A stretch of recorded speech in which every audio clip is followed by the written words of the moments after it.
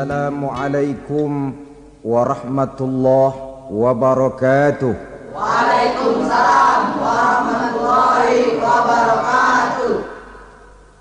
Alhamdulillah wassalatu wassalamu ala sayyidina Rasulillah sayyidina wa maulana Muhammad ibn Abdullah wa ala alihi wa sahbihi wa mawalah.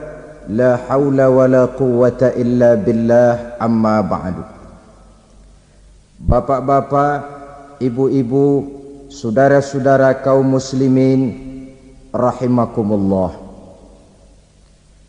Pada pertemuan yang lalu sudah saya jelaskan bahwa hidup selalu berakhir dengan kematian. Apabila datang kematian menimpa seseorang, datanglah kiamat baginya. Itu yang disebut dengan kiamat kecil. Hakikatnya mati adalah perpindahan dari kehidupan di dunia ini menuju kehidupan di alam barzakh. Menunggu kita di alam barzakh sampai datangnya saat kiamat. Entah 10 tahun, entah 100 tahun, entah 1000 tahun, hanya Allah saja yang maha tahu. Adapun orang-orang beriman yang melakukan amal kebajikan dalam kehidupan di dunia ini, masa penantian yang lama di alam barzakh buat mereka sebentar saja. Tetapi bagi orang-orang kafir yang ingkar, yang tidak beriman kepada Allah, yang hidup di dunia cuma menumpuk-numpuk dosa, tentu penantian di alam barzakh akan merupakan waktu yang sangat lama.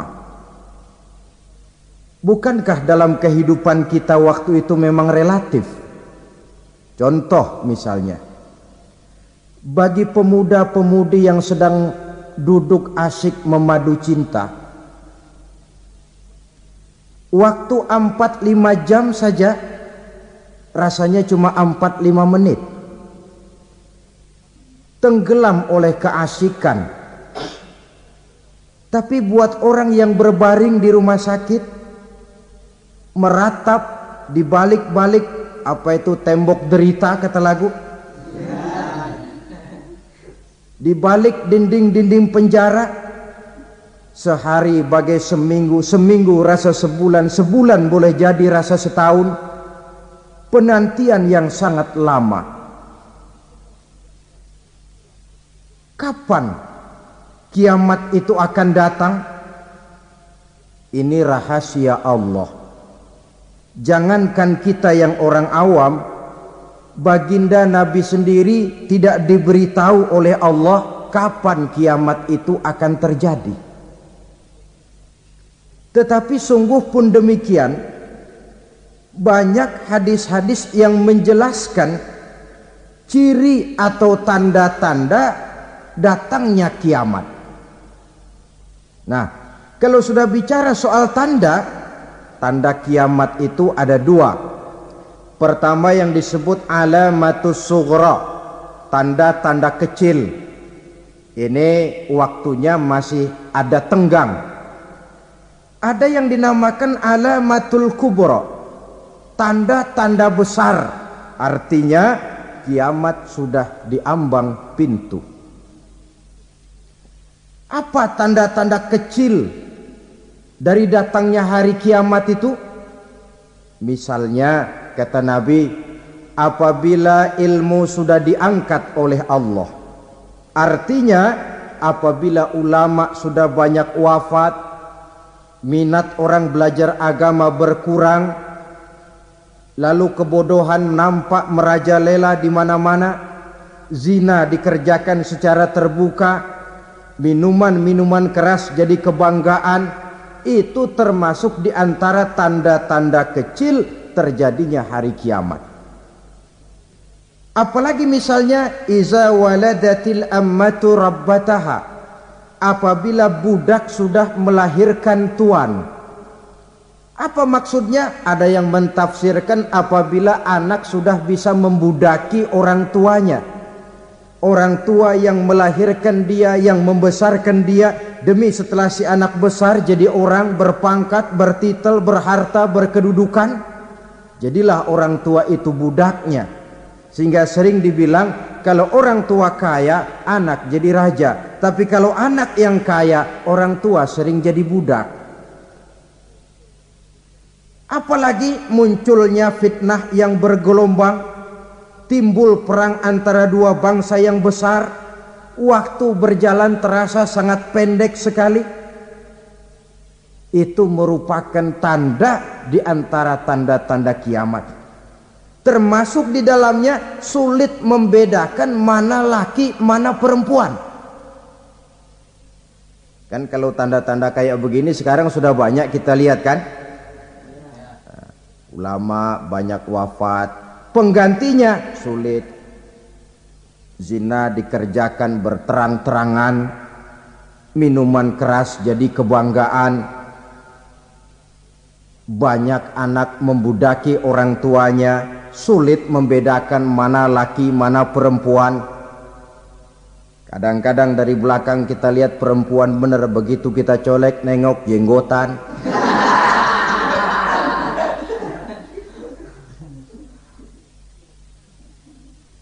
Ini termasuk tanda-tanda kecil, masih ada tenggang sampai akan terjadinya kiamat itu.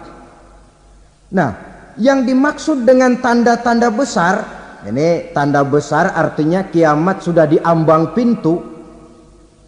Pertama, matahari terbit dari sebelah barat. Apabila matahari sudah terbit dari arah sebelah barat, tertutuplah sudah pintu taubat. Bersabda Nabi kita, la taqumus sa'atu hatta tatlu'a syamsu min maghribiha. Tidak akan datang hari kiamat sampai matahari terbit dari arah sebelah barat. Fa iza tala'at, manakala matahari telah terbit dari arah sebelah barat, wara'ahan nasu, manusia banyak menyaksikan itu, amanu ajma'un, mereka pun lalu beriman.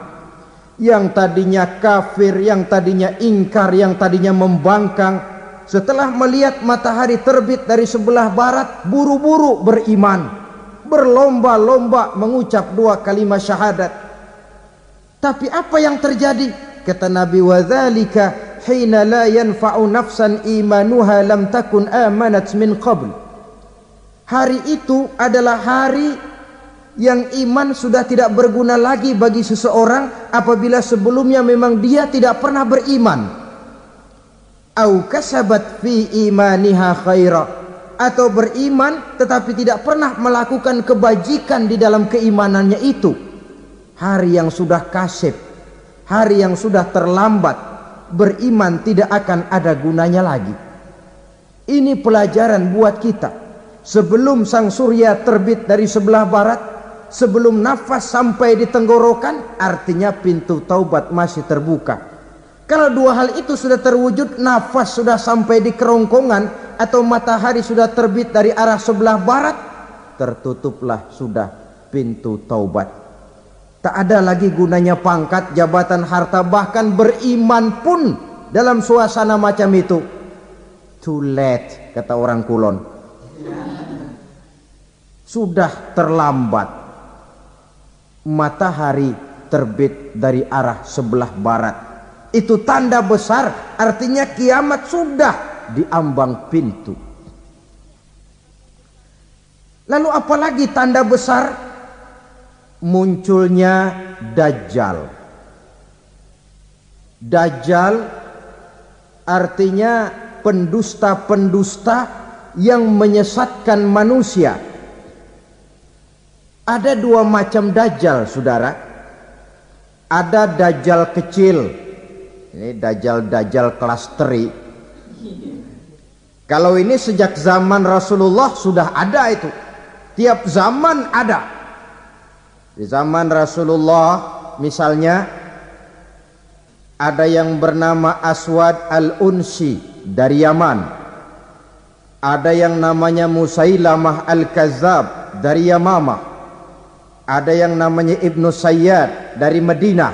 Ini dajjal-dajjal di zaman Rasul. Musailamatul Kazzab memproklamirkan diri jadi nabi, dia di zaman Rasul masih hidup. Ini dajjal zaman Nabi. Di zaman sahabat muncul dajjal-dajjal. Di zaman kita sekarang ini dajjal-dajjal pun gentayangan. Dajjal-dajjal kelas teri. Kerjanya mendustakan manusia, menyesatkan manusia, memalingkan manusia dari jalan yang benar dan diridhoi oleh Allah Subhanahu wa taala. Adapun yang merupakan tanda besar dari datangnya kiamat, dajjal-dajjal kelas kakap, pembohong-pembohong besar yang menyesatkan masyarakat manusia berpaling dari jalan Allah mengikuti jalan mereka. Apa sih ciri dajjal itu? Kata Nabi dalam hadis Bukhari Muslim, innad dajjala, sesungguhnya yang namanya dajjal itu yakhruju, satu saat akan muncul mendekati hari kiamat. Wa inna ma'ahu ma'an, si dajjal ini membawa air,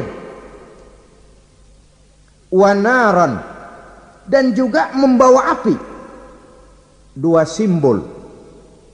Di tangan yang satu dia bawa air, di tangan yang satu dia bawa api.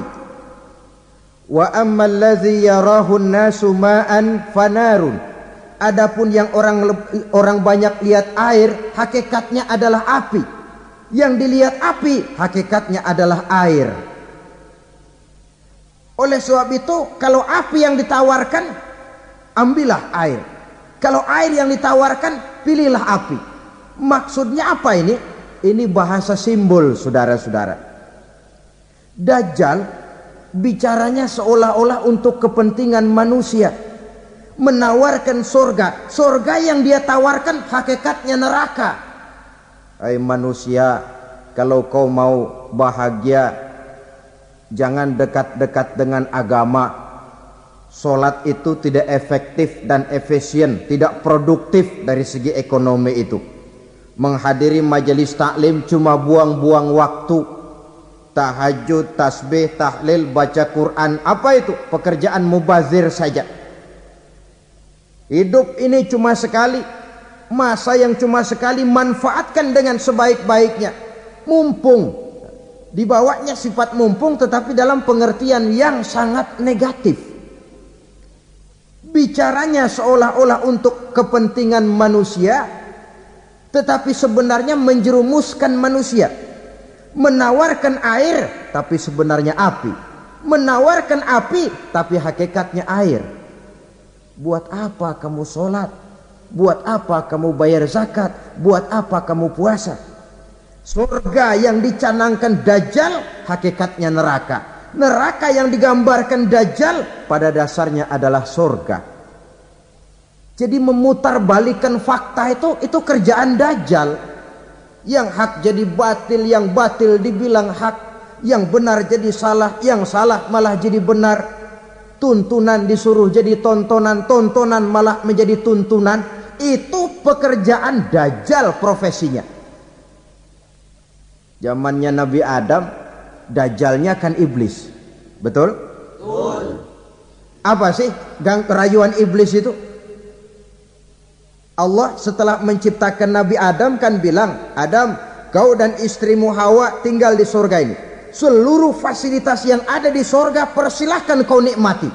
Satu yang tidak boleh, jangan coba-coba dekati pohon khuldi. Dekat saja jangan, apalagi sampai memetiknya. Datang dajjal yang namanya iblis ini. Adam, kamu tahu nggak kenapa tidak boleh makan buah khuldi? Ya nggak tahu, pokoknya saya dilarang. Bodoh kamu Dam. Khuldun artinya kekal. Kalau kamu makan itu buah, kau akan kekal di surga buat selamanya. Allah tidak kepengen maka dilarang kamu makan buah khuldi. Kalau kau ingin kekal di surga Adam, makan saja. Saya bicara begini ini untuk kepentingan kamu Adam. Ini kan ciri-ciri Dajjal. Bicaranya sih seolah-olah untuk kepentingan Nabi Adam, hakikat sebenarnya menjerumuskan Nabi Adam supaya ingkar dan melanggar larangan dari Allah Subhanahu wa ta'ala. Jadi setelah muncul Dajjal, timbul kekacauan-kekacauan di masyarakat. Banyak yang terpengaruh, terpedaya dan terpesona. Termasuk mereka yang memproklamirkan diri jadi nabi, mereka yang memproklamirkan diri jadi rasul di zaman sesudah Rasulullah wafat, itu adalah Dajjal. Maka saya ingatkan, kalau di zaman kita sekarang ini ada orang ngaku jadi nabi, ada orang ngaku jadi rasul, biar bahasa Arabnya kental, Quran hafal, hadis ribuan hadis hafal, biar pakai serban sampai menyengser ke tanah, bahasa Arabnya fasih, tapi dia mengaku jadi nabi, jadi rasul, kita umat Islam wajib tidak percaya. Wajib untuk tidak percaya. Itulah Dajjal zaman kita sekarang ini. Tidak mustahil mereka datang mempengaruhi orang-orang awam supaya berpaling dari Rasulullah, mengikuti mereka. Nah, di akhir zaman nanti, mendekati hari kiamat, Dajjal ini muncul. Dajjal kelas kakap, menyesatkan masyarakat manusia untuk berpaling dari Islam, mengikuti seruan mereka. Apalagi di antara datangnya kiamat itu, tanda yang besar itu, turunnya Nabiullah Isa Al-Masih, putra Maryam. Menurut berbagai hadis yang sahih, Nabi Isa Al-Masih nanti akan turun lagi. Tidak membawa risalah yang baru, tapi meluruskan risalah Islam ini yang telah banyak ditinggalkan oleh masyarakat. Bahkan ada hadis menjelaskan beliau akan membunuh Nabi, mematahkan kayu-kayu salib, lalu melaksanakan haji dan umrah mengikuti syariat Nabi Muhammad, bukan membawa agama baru. Menjadi semacam mujaddid, reformer, menyelamatkan manusia dari bisikan Dajjal. Bahkan ada riwayat yang menjelaskan bahwa Nabi Isa berhasil mengalahkan Dajjal, mengembalikan masyarakat manusia kembali kepada ajaran Islam yang datang dari Allah, dibawa oleh Rasulullah sallallahu alaihi wasallam. Dengan kata lain, turunnya Nabi Isa bukan sebagai nabi dan rasul baru, tetapi mengikuti syariat Nabi kita Muhammad sallallahu alaihi wasallam. Saudara hadirin, ibu-ibu hadirat yang saya hormati, kemudian apalagi di antara tanda-tanda besar akan datangnya kiamat itu? Keluarnya asap atau awan. Kata Nabi, inna min asyrati sa'ah dukhanan yamla'u ma bainal masyriqi wal maghrib.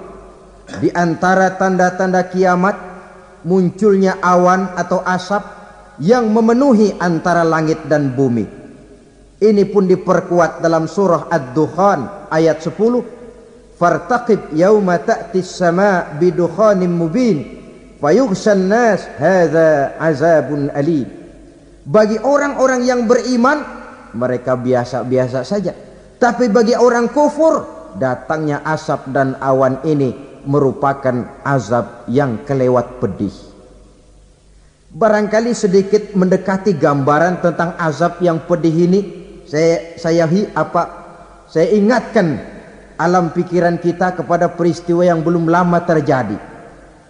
Pernah dengar berita bocornya reaktor nuklir di Chernobyl, Uni Soviet? Pernah dengar? Nah. Bocornya reaktor nuklir di Chernobyl yang mengakibatkan ratusan bahkan sangat mungkin ribuan nyawa. Cuma satu reaktor. Bagaimana kalau seluruh cadangan nuklir yang dimiliki oleh para negara adik kuasa ini diledakkan? Bahkan yang konon menurut catatan, cadangan nuklir yang dimiliki bersama oleh Amerika dan Rusia sekarang ini sudah sanggup memusnahkan 6 miliar manusia. 1,5 kali lebih banyak dari jumlah manusia yang nongkrong di permukaan bumi ini. Saudara-saudara hadirin yang saya hormati, lalu saat mendekati hari kiamat, apalagi tandanya? Setelah Nabi Isa wafat, pada saat turunnya yang kedua kali, lalu Allah meniupkan angin sejuk. Semua orang-orang beriman, orang-orang baik wafat, sehingga penghuni bumi ini cuma tinggal lagi terdiri dari orang-orang kafir. Tidak ada lagi di bumi ini yang bisa mengucapkan Allah. Sehingga dalam hadis qudsi itu ada keterangan, innallaha azza wa jalla yaqulu li Israfil. Allah pernah pesan kepada malaikat Israfil. Kata Allah, Israfil, iza sami'ta qailan yaqul Allah Allah fa akhirin nafkhah 40 sanatan ikraman liqailiha. Hai Israfil, apabila kau dengar di permukaan bumi masih banyak orang yang mengucapkan Allah Allah, maka tunda sangkakala kiamat itu 40 tahun. Untuk apa? Ikraman liqailiha, menghormati orang yang mengucapkan Allah Allah itu. Wah, jadi karena sekarang masih banyak yang mengucapkan Allah, besar hatilah kita, masih jauh kiamat itu. Tapi jangan lupa, kiamat pribadi, kiamat kecil itu yang gak kita sangka-sangka. Ajal datang mencabut nyawa, itu kiamat pribadi. Dan itu yang pasti kita hadapi. Dan itu yang membuat kita tidak boleh bersikap main-main di dalam kehidupan sekarang ini. Saudara hadirin yang saya hormati, tidak ada lagi orang-orang muslim. Seluruh penduduk dunia ini kafir. Lalu terciptalah struktur sosial yang berlandaskan prinsip hidup semau gue. Bakal terjadilah prinsip di mana yang kaya menyantap yang miskin, yang kuat menindas yang lemah. Hidup sudah bagaikan di rimba belantara, berlaku hukum rimba. Siapa yang kuat dia yang menang, siapa yang lemah menjadi mangsa. Timbul kekacauan, maksiat merajalela, munkarat menjadi-jadi, sehingga isi bumi ini penuh dengan segala macam perbuatan dosa. Tidak ada perlunya lagi alam diperpanjang temponya. Datang saat yang sudah dijanjikan oleh Allah Azza wa Jalla, maka terjadilah yang disebut kiamat kubra, kiamat besar, kiamat hancur-hancuran. Bagaimana kejadian ini dimulai? Dalam surah Az-Zumar ayat 68, Allah subhanahu wa ta'ala berfirman, wa nufikha fis suri fasa'iqa man fis samawati wa man fil ardi illa man sya'allahu. Maka manakala ditiuplah sangkakala, terkejutlah seluruh yang ada di langit dan seluruh yang ada di bumi. Bila saat kiamat datang, Allah perintah malaikat Israfil, Israfil, tiup sangkakalamu. Ditiuplah sangkakala oleh malaikat Israfil. Yang akibat daripada tiupan itu, seluruh yang ada di langit, seluruh yang ada di permukaan bumi terkejut. Yang ada di langit siapa? Malaikat kan. Bayangin aja kalau malaikat kaget, apalagi kita. Terkejut seluruh makhluk yang ada di bumi, yang ada di langit mendengar suara sangkakala itu. Bunyinya tidak sanggup kita bayangkan dahsyatnya. ledakan nuklir, ledakan neutron, belum apa-apa ketimbang bunyi sangkakala malaikat Israfil ini. Nah, lalu mendengar bunyi sangkakala ini, gemparlah makhluk, kacaulah alam. Bumi gempa, planet-planet bertabrakan, gunung meletus, air laut tumpah ke darat, angin topan bertiup, halilintar menyambar. Lalu semua yang bernama hidup mati total. Mati bareng tanpa persiapan. La haula wala quwata illa billah. Saya kadang-kadang dalam tafakur bermohon, ya Allah, mudah-mudahan saya enggak nemuin kiamat beneran. Ngeri. Tidak bisa kita bayangkan macam apa suasana seperti itu. Allah saja banyak memberikan gambaran, misalnya Al-Qari'ah, wa mal qari'ah, wa ma adraka mal qari'ah. Kejadian yang menggemparkan. Tahukah kamu apa kejadian yang menggemparkan itu? Yauma yakunun nasu kal farasil mabsus wa takunul jibalu kal ihnil manfus. Pada saat itu manusia berterbangan bagai kupu-kupu. Gunung berterbangan seperti kapas ditiup angin. Gunung saja macam kapas, konon lagi manusia. Kematian total, mulai semut sampai gajah mati, jin mati, iblis mati, malaikat mati. Malaikat saja mati. Saudara hadirin yang saya hormati, kematian total yang tanpa persiapan. Orang bilang, Pak, kalau mati bareng begitu yang repot malaikat maut dong ya. Cabut sana, cabut sini. Itu kalau menurut logika kita, mestinya begitu menurut logika. Tapi logika juga yang bilang nggak perlu serepot itu. Sebab untuk mematikan listrik di wilayah DKI, di wilayah Jakarta, nggak perlu tiap rumah didatengin matiin ya lama. Cukup dari kantor pusatnya saja PLN tekan satu tombol, gelaplah seluruh Jakarta. Saudara hadirin yang saya hormati, kematian total. Lalu setelah kematian total, planet-planet juga mati, dalam arti tidak bergerak dan beredar. Angin mati, dalam arti tidak bertiup. Air mati, dalam arti tidak ada riak gelombang. Pokoknya semua mati. Kullu nafsin za'iqatul maut, semua yang bernafas mati. Dalam ayat lain, kullu man 'alaiha fan, semua yang ada di permukaan bumi fana. Yang kekal cuma Allah Subhanahu wa ta'ala. Yang paling belakang mati malaikat maut dan malaikat Israfil. Tapi mati juga sesuai dengan janji Allah. Menurut hadis Bukhari Muslim dari Abi Hurairah, masa tenggang waktu antara kematian total pada tiupan sangkakala pertama dengan proses kebangkitan pada tiupan sangkakala kedua 40 lamanya.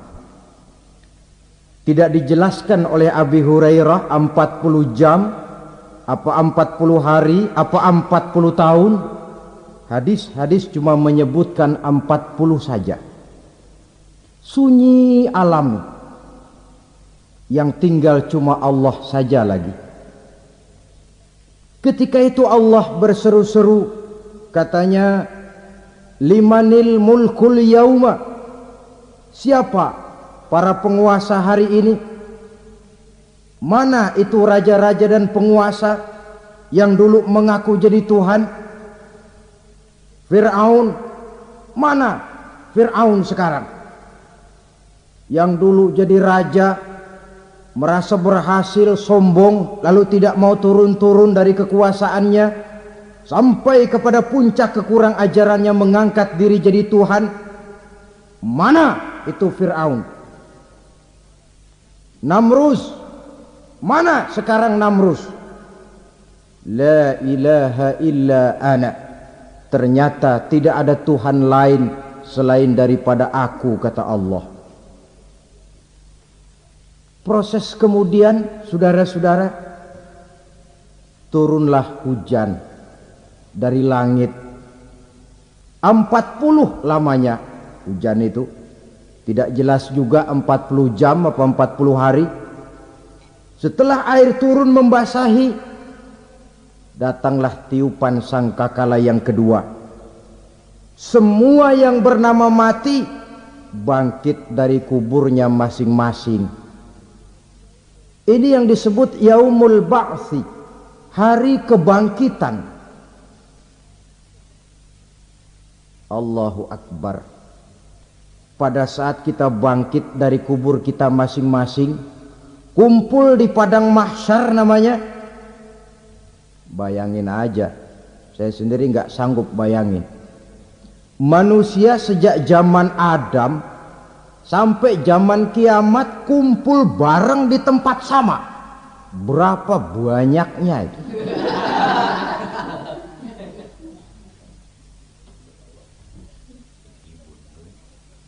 Dan yang luar biasa menurut satu riwayat, pada saat bangkit itu, Masya Allah, roman muka kita berubah,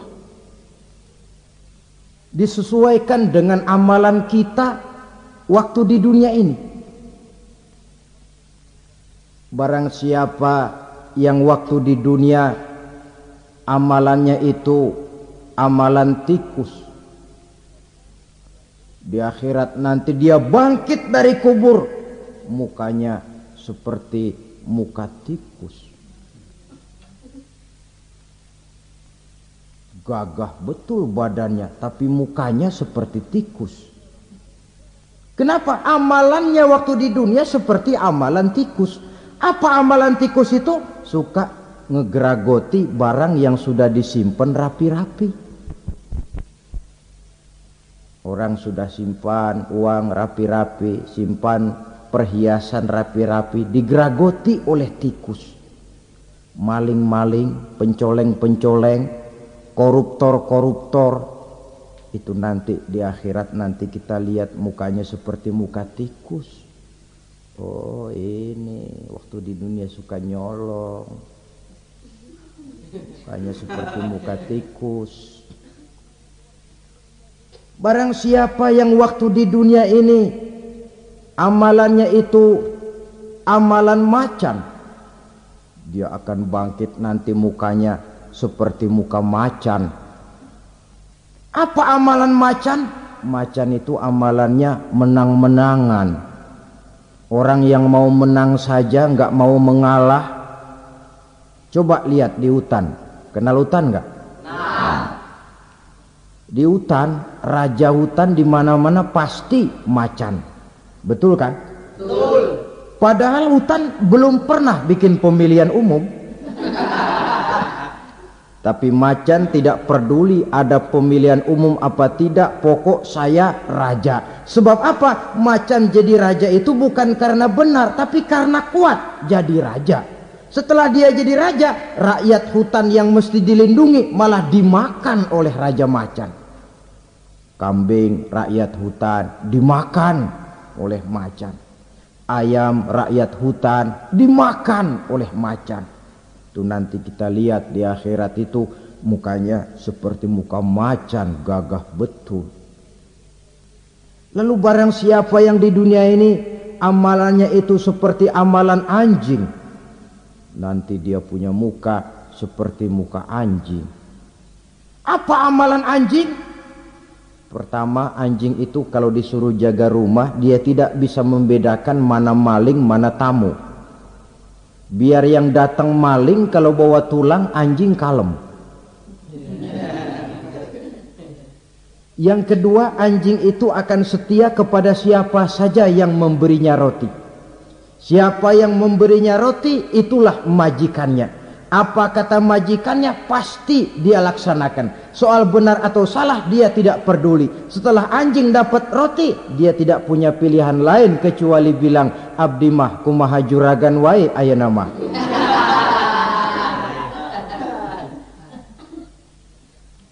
Saudara hadirin yang saya hormati, berkumpul di padang mahsyar, tiap orang sibuk dengan persoalannya masing-masing. Matahari waktu itu didekatkan oleh Allah, panas luar biasa. Ada yang saking panasnya itu mencucurkan peluh keringat sampai sebatas mata kakinya. Ada yang keringatnya sampai sedengkulnya, ada yang keringatnya sampai sepusatnya, ada yang keringatnya mengalir sampai sebahunya, ada yang kelelap oleh keringatnya sendiri, sementara orang di sampingnya nggak apa-apa. Bergantung lagi amalan dia waktu di dunia ini. Saudara-saudara, sebagian orang dalam kepanikan padang mahsyar berombong-rombong datang mereka menghadap Nabi Adam. Ya Adam, anta abal bashar. Hai Adam, Tuhan adalah bapak moyang manusia. Kami sebentar lagi akan disidang, dimintakan pertanggungan jawab. Tolonglah kami, hai Adam. Kata Nabi Adam, jangankan nolongin sampean, saya sendiri tanggung jawab di hadapan Allah. Ketika dulu tidak boleh makan khuldi, saya serobot. Sudahlah, urus diri masing-masing saja, nafsi. Begitu kata Nabi Nuh, begitu kata Nabi Ibrahim. Tiap orang bertanggung jawab sendiri-sendiri.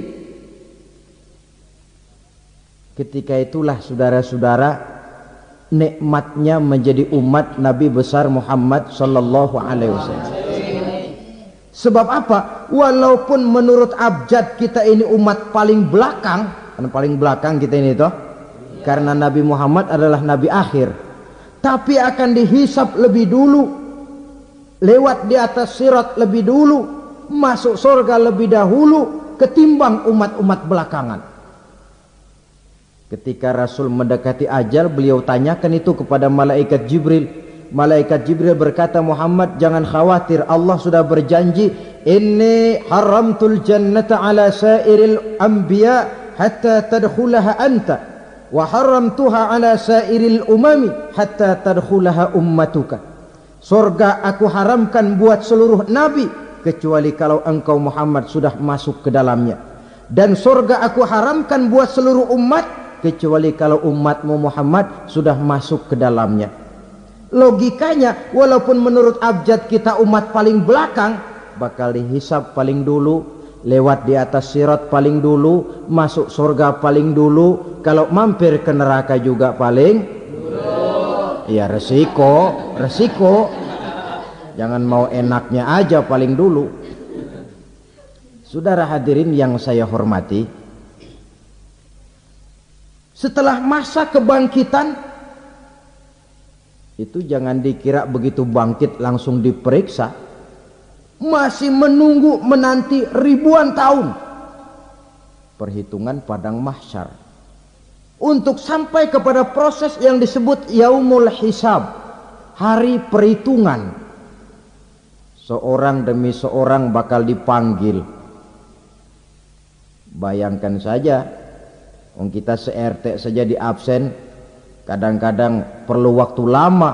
Ini manusia sejak zaman Nabi Adam sampai datang hari kiamat, satu demi satu disidang di hadapan Qadhi Rabbul Jalil. Status sosial copot sudah waktu itu. Yang pernah jadi hartawan di situ tidak lagi kelihatan kehartawanannya. Yang pernah jadi jenderal tidak lagi dipanggil jenderalnya. Yang ustadz tidak lagi dipanggil al-mukarramnya. Seluruh status sosial selesai. Dipanggillah kita seorang demi seorang menghadap Qadhi Rabbul Jalil. Bagaimana proses penghisaban itu? Pertama, proses tanya jawab. Di antaranya ada hadis menyatakan lan tazula qadama 'abdin yaumal qiyamah hatta yus'ala an arba'i khisalin. Besok di hari kiamat tidak akan bergeser telapak kaki seorang hamba sampai dia ditanya lebih dulu tentang 4 persoalan. Tentang ilmunya. Kemana ilmu itu diamalkan? Tentang umurnya. Di mana umur itu dihabiskan? Tentang masa mudanya. Kemana masa muda itu dipakai? Tentang hartanya. Dari mana harta itu didapat dan kemana harta itu dibelanjakan. Ini termasuk proses tanya jawab. Jadi kalau istilah pengadilan dunia, nama Fulan bin Fulan. Kamu waktu di dunia diberikan umur panjang untuk apa? Pernah mengalami masa muda, kemana kau habiskan masa remajamu? Kau diamanahkan ilmu, dengan apa ilmumu kau amalkan? Kau diberikan harta, dari mana harta kau dapat, kemana kau belanjakan? Tak seorang pun yang bisa mungkir. Sebab apa? Dikala itu yang menjadi saksi bukan orang. Yang menjadi saksi adalah seluruh anggota badan kita. Tangan bicara, kaki jadi saksi terhadap seluruh amalan yang pernah kita kerjakan pada saat kehidupan di alam dunia ini. Selesai proses tanya jawab, lalu diperlihatkan buku catatan kita waktu hidup di dunia ini.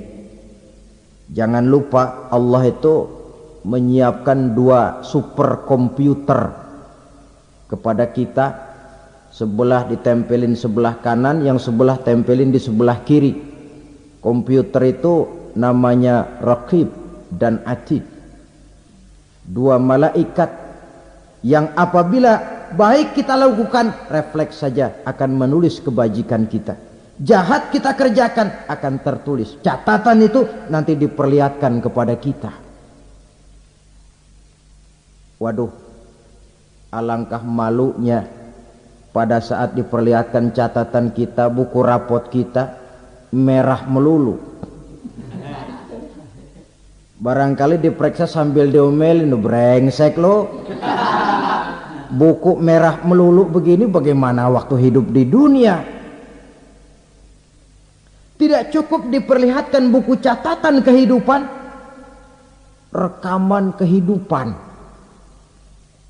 Rekaman kehidupan kita secara utuh sejak terlahir sampai ajal datang merenggut nyawa.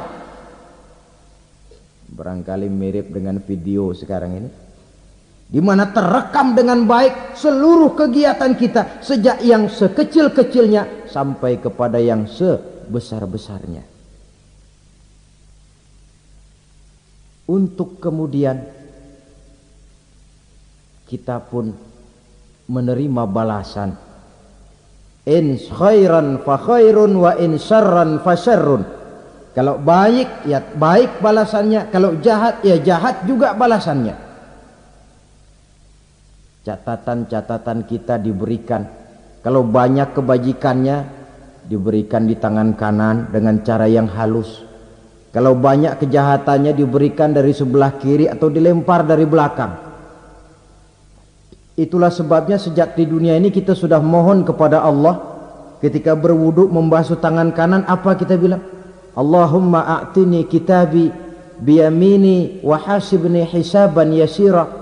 Ya Allah, berikan saya kitab di tangan kanan, dan kalau saya memang perlu dihisap, hisaplah saya yang seringan-ringannya. Tangan kiri berlindung kita kepada Allah. Jangan sampai diberikan kitab di tangan kiri atau dari arah sebelah belakang.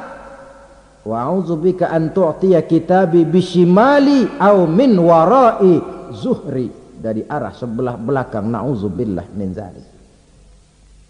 Setelah selesai lewat proses penghisaban, lewat mizan, timbangan, maka yang sudah selesai dihisab itu bergeraklah menuju sirat, jembatan yang terbentang menuju surga melalui neraka. Saudara-saudara, panjangnya perjalanan sirat itu memakan waktu ratusan tahun. Tetapi orang yang lewat di atas sirat pun macam-macam, bergantung amalannya ketika di dunia ini. Ada yang lewat di atas sirat itu kal barkil khatib, seperti kilat yang menyambar, lep, sudah sampai dia di surga. Cepat bukan main. Ada yang lewat di atas sirat itu seperti orang lari-lari. Ada yang lewat di atas sirat itu seperti orang jalan biasa. Ada yang sambil merangkak, ada yang sambil ngesor, ada yang sambil gelayutan.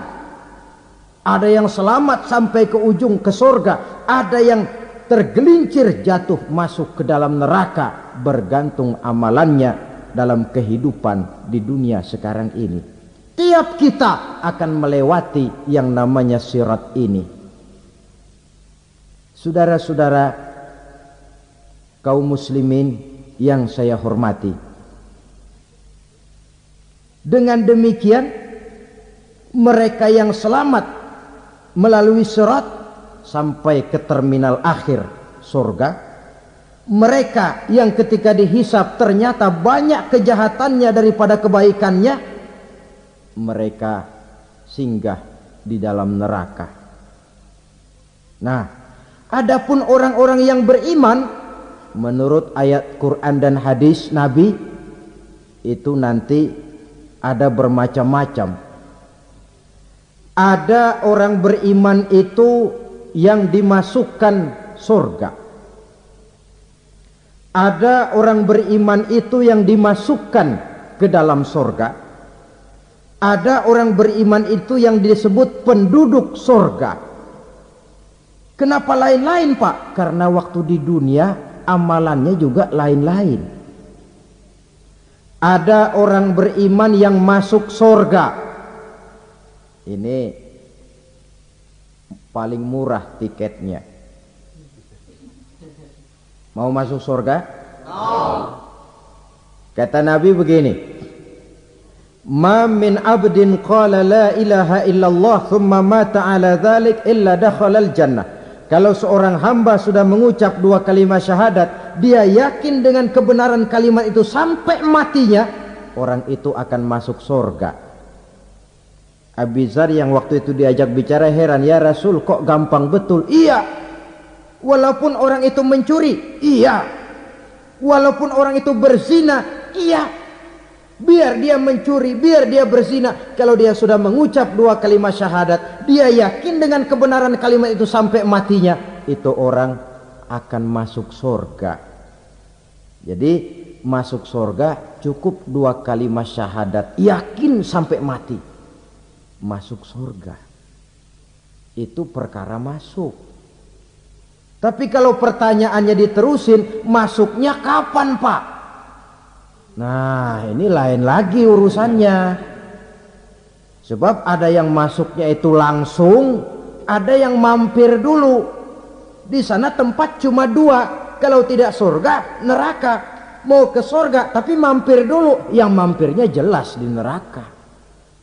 Kenapa? Dalam hadis qudsi ada riwayat, nanti itu di akhirat, setelah Allah selesai mengatur penduduk surga masuk surga, yang neraka masuk neraka, Allah berkata kepada malaikat Malik, malaikat Malik, labaik ya Allah, itu bajingan-bajingan tengik, manusia-manusia durjana yang waktu di dunia tidak mau sujud, jauh dari ulama, gemar melakukan yang munkarat dan maksiat, hidup di tengah masyarakat selalu jadi bibit keonaran, kufur, sudah masuk neraka semua. Sudah ya Allah. Nah, kalau sudah, coba sekarang kamu masuk, Malik. Saya, iya, masuk neraka. Mau apa ya Allah? Kata Allah, akhriju minan nar man kana fi qalbihi misqala habatin min khardalin min iman. Kau masuk neraka, cari di dalam neraka orang-orang yang ada imannya walaupun kecil sebesar biji zarah, angkat mereka keluar. Masuk malaikat Malik ke neraka, cari orang yang ada imannya, korek-korek. Ya repot, udah pada gosong. Yang ada imannya diangkat ke atas, yang ada imannya diangkat ke atas. Lalu dimandikan di Nahrul Hayat, namanya sungai kehidupan di akhirat nanti. Cakep lagi rupanya, bersih lagi wajahnya, apel di hadapan Allah. Kata Allah, bagaimana mas? Kapok nggak sampean? Kapok ya Allah. Nah, kalau kapok, idhab fadkhulil jannah, pergi masuk surga sana. Berangkat mereka ke surga, ketemu sama teman-temannya yang udah sampai lebih dulu, yang nggak pakai mampir lagi. Terjadi dialog. Kata teman-temannya yang udah pada nyampe duluan, mas, iya, emang baru sampai? Saya baru sampai. Memang mampir di mana dulu mas? Kita sudah lama sampai di surga. Saudara buka surah Al-Muddatsir ayat 34-35. Ma salakakum fis saqar? Kenapa kamu mampir di neraka Saqar? Qalu lam naku minal musallin. Mereka menjawab, kami mampir di neraka Saqar mas, gara-gara dulunya kami waktu di dunia ndak pernah sholat. Ndak pernah sholat? Ndak pernah. Kan rumahnya dekat masjid, cuma dekat doang mas. Sholat mah enggak saya. Enggak pernah ngasih makan fakir miskin, enggak pernah hadir di majelis taklim, pendeknya enggak pernah melakukan kebajikan. Maka saya pun mampir di neraka Saqar. Untung betul saya punya iman mas, sedikit. Waktu hidup di dunia dulu saya pernah mengucap 2 kalimat syahadat, sekali-kalinya waktu mau kawin.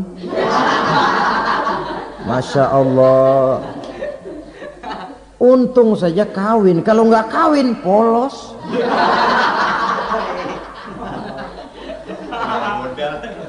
Itu juga pengulu sudah setengah mati ngajarin. Asyhadu alla, asyaduaan, asyaduaan.